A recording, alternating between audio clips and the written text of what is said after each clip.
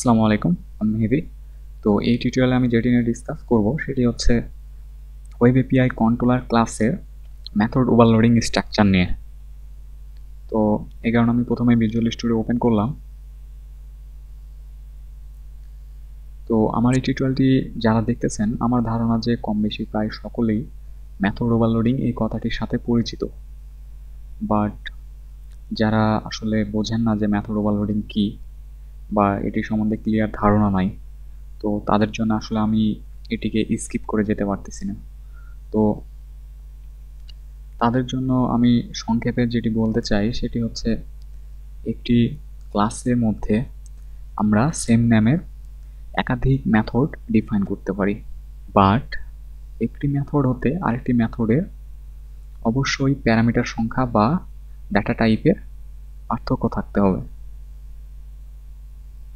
এবং আমরা যখন কল করব সেই নামের মেথডকে, তো সেই কলের উপর আসলে ডিপেন্ড করবে যে কোন মেথডটি ইনভোকড হবে লিস্ট অফ মেথডের মধ্যে। তো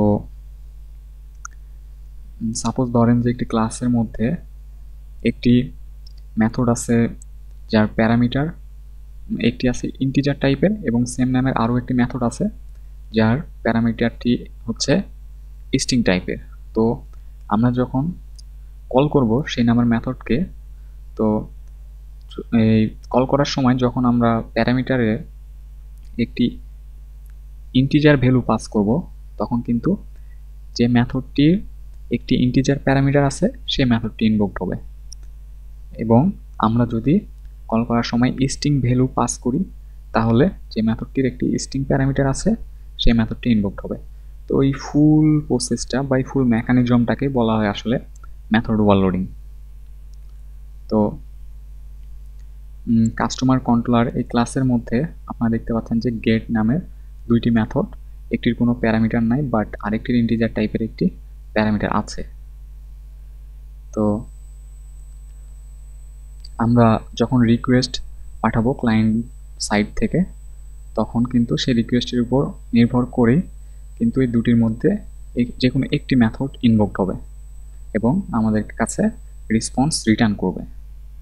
তো একটা ওয়েব এপিআই কন্ট্রোলার ক্লাসের মধ্যে একটা মেথড ওভারলোডিংয়ের উদাহরণ হিসেবে ধরা যেতে পারে এটিকে। তো আমি আমার আগের টিউটোরিয়ালগুলোতে দেখিয়েছি যে যখন আমরা এই কাস্টমার্স কন্ট্রোলার ক্লাসে যখন রিকোয়েস্ট সেন্ড করি, স্ল্যাশের পর যখন কোনো আমরা ইন্টিজার ভ্যালু পাস করি না, সরাসরি কাস্টমার্স কন্ট্রোলার ক্লাসে একটি রিকোয়েস্ট পাঠাই, তখন কি হয়, এই গেট মেথডটি ইনভোকড হয় এবং লিস্ট অফ কাস্টমারের ডিটেলসে ক্লায়েন্টের কাছে রিটার্ন করে। এবং যখন আমরা এই কাস্টমার্স কন্ট্রোলার ক্লাসে একটি গেট রিকোয়েস্ট পাঠাই, সাথে আমরা ইন্টিজার ভ্যালু পাস করি, তখন কি হয়, এই গেট মেথডটি আর ইনভোকড হয় না, নিচের গেট মেথডটি ইনভোকড হয় এবং সেই ইন্টিজার ভ্যালুটি নেওয়ার পর সে লিস্ট অফ কাস্টমারের আইডির সাথে সে চেক করে দেখে যে কোনটার সাথে ম্যাচ করতেছে, যেটি ম্যাচ করে সেটি সেই কাস্টমারের ডিটেলস সে ক্লায়েন্টের কাছে রিটার্ন করে। তো আমরা যদি এখন আরও একটি গেট মেথড ডিফাইন করি এবং সেটির একটি স্ট্রিং প্যারামিটার রাখি, তাহলে কি হবে, যখন আমরা স্ট্রিং ভ্যালু পাস করব রিকোয়েস্টের সময়, তখন কি হবে, সেই মেথডটি ইনভোকড হবে।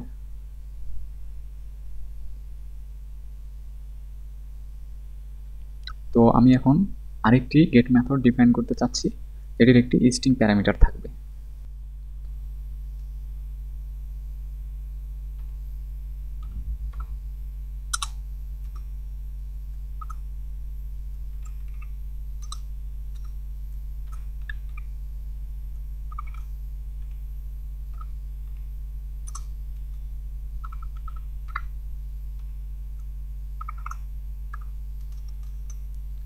তো এখানে আমি আগে বলে নেই, আমাদের এই মেথডটি যেটি করবে সেটি হচ্ছে, আমরা যখন কোনো কাস্টমারের নাম, অর্থাৎ আমরা কোনো স্ট্রিং ভ্যালু পাস করব, তখন সেই ভ্যালুটিকে সে নিবে, নেওয়ার পর চেক করে দেখবে যে কোন কাস্টমারের নামের সাথে সেটি ম্যাচ করতেছে, যেটির সাথে ম্যাচ করবে সেই কাস্টমারের ডিটেলস সে ক্লায়েন্টের কাছে রিটার্ন করবে। অর্থাৎ আগে আমরা আইডি দ্বারা কোনো কাস্টমারের ডিটেলস পেতাম, তো এই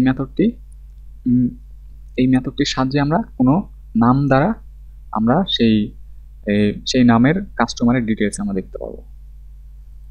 তো আমি বাকি কাজটি করে ফেলি।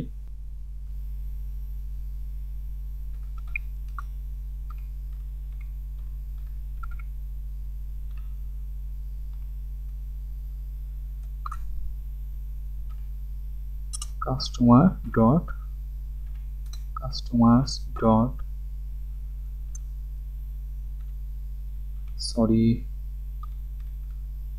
dot default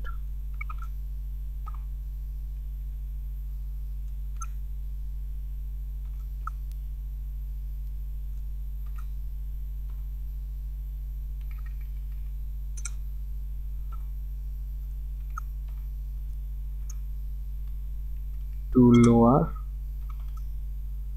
equal name dot to lower। এখানে লোয়ার ডট টু লোয়ার এই মেথডটি ব্যবহার করার কারণটি হচ্ছে যে আমাদের upper case lower case letter নিয়ে যেন কোনো রকম প্রবলেম না সৃষ্টি হয়। অর্থাৎ আমরা কাস্টমারের নামটি যখন পাস করব, আমরা লোয়ার কেস লেটার দিলেও চলবে, আপার কেস লেটার দিলেও এই মেথডটি সেটিকে ম্যাচ করে ফেলতে পারবে।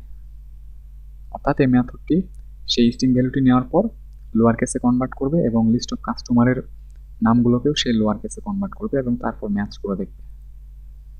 তো আমি বাকি কাজটি করে ফেলি। if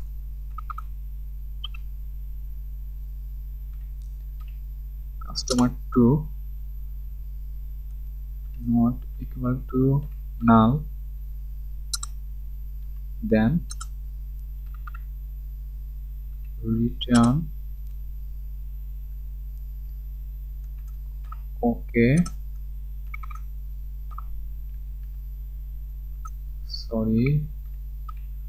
customer2 else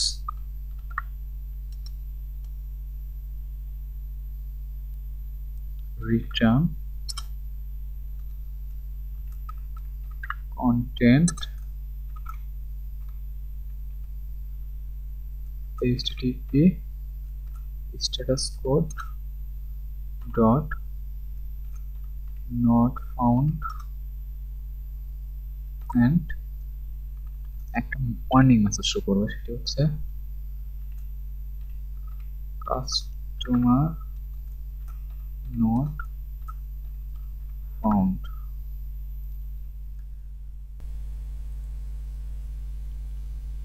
তো আমি এখন প্রোগ্রামটিকে রান করব।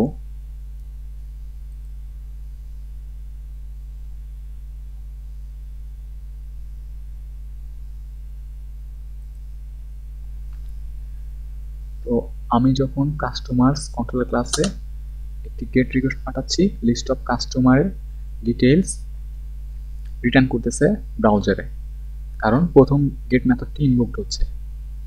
এবং যখন আমি ইন্টিজার ভ্যালু অর্থাৎ আইডি পাস করতেছি, তারপরের গেট মেথডটি ইনভোকড হচ্ছে এবং সে ইন্ডিভিজুয়াল কাস্টমারের ডিটেইলস রিটার্ন করতেছে।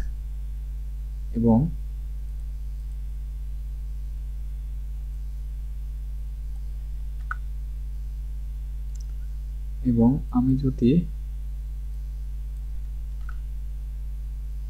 নাম পাস করি অর্থাৎ স্ট্রিং ভ্যালু পাস করি, তাহলে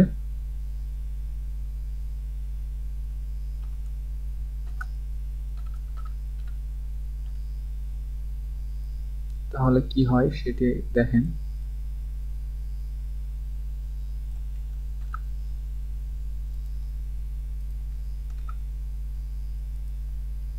তাহলে তারপরের গেট মেথডটি ইনভোকড হচ্ছে, এটার একটি স্ট্রিং টাইপের প্যারামিটার আছে। তো সেই মেথডটি সেই নামের কাস্টমারের ডিটেইলস সে ক্লায়েন্টের কাছে রিটার্ন করতেছে। তো একটি কন্ট্রোলার ক্লাসের মেথড ওভারলোডিং এর স্ট্রাকচারের আমি এক্সাম্পল সরাসরি দেখানোর চেষ্টা করলাম যে মেথড ওভারলোডিং কিভাবে ঘটে একটি কন্ট্রোলার ক্লাসের মধ্যে। তো এখন আপনাদের মনে একটি প্রশ্ন জাগতে পারে যে আমরা স্ল্যাশের পর যেরকম আইডি পাস করতাম, তো আমরা স্ট্রিং ভ্যালু কেন পাস করতে পারলাম না? আমরা যখন আইডি পাস করতেছি, কাস্টমারের ডিটেলস রিটার্ন হচ্ছে। হ্যাঁ, তো আমরা কেন স্ট্রিং ভ্যালু পাস করতে পারতেছি না? অর্থাৎ আমরা কাস্টমারের নাম কেন পাস করতে পারতেছি না? এবং পাস করলে সার্ভার কি দেখাচ্ছে? একটি এরর মেসেজ শো করাচ্ছে। এটির কারণটি হচ্ছে, আমি যদি ওয়েব এপিআই কনফিগ ক্লাসের মধ্যে যাই, তাহলে আসলে আপনারা বুঝতে পারবেন ব্যাপারটা। আমাদের রাউট টেমপ্লেটে যে প্যাটার্নটি দেওয়া আছে সেটি হচ্ছে একটি এপিআই, একটি লিটারের, তারপর স্ল্যাশের পর কন্ট্রোলার প্লেস হোল্ডার, অর্থাৎ আমরা কোনো কন্ট্রোলার, যে কন্ট্রোলার ক্লাস আমরা গেট রিকোয়েস্টে পাঠাচ্ছি সেই কন্ট্রোলার ক্লাসের নামটি আমাদেরকে লিখতে হচ্ছে। তারপর স্ল্যাশের পর আপনারা দেখতে পাচ্ছেন আরেকটি প্লেস হোল্ডার আইডি, অর্থাৎ আমাদের আরেকটি ইউআরএল প্যারামিটার আছে, এবং সেই প্লেস হোল্ডার ভেরিয়েবলটি কিন্তু আমাদের এই গেট মেথড ইন্টিজার টাইপের আইডি প্যারামিটারটিকে ম্যাপ করে ফেলতেছে, এবং এটার ডাটা টাইপটি হচ্ছে ইন্টিজার। এই কারণে আমরা কন্ট্রোলার ক্লাসের পর স্ল্যাশের পর শুধু ইন্টিজার টাইপের ভ্যালুই পাস করতে পারবো। আমরা যখনই স্ট্রিং ভ্যালু পাস করব তখনই সার্ভার একটি এরর ওয়ার্নিং মেসেজ শো করাবে। তো এই প্রবলেমটি আসলে আমরা খুব সহজে সলভ করে ফেলতে পারি রাউটিং কনস্ট্রেন্ট ব্যবহার করে। তো আমার পরবর্তী রাউটিং কনস্ট্রেন্ট টিউটোরিয়ালটি আপনারা অবশ্যই দেখবেন। আমি চেষ্টা করব সেই টিউটোরিয়ালে এই প্রবলেমটি সলভ করে দেখানোর। তো টিউটোরিয়ালটি দেখার জন্য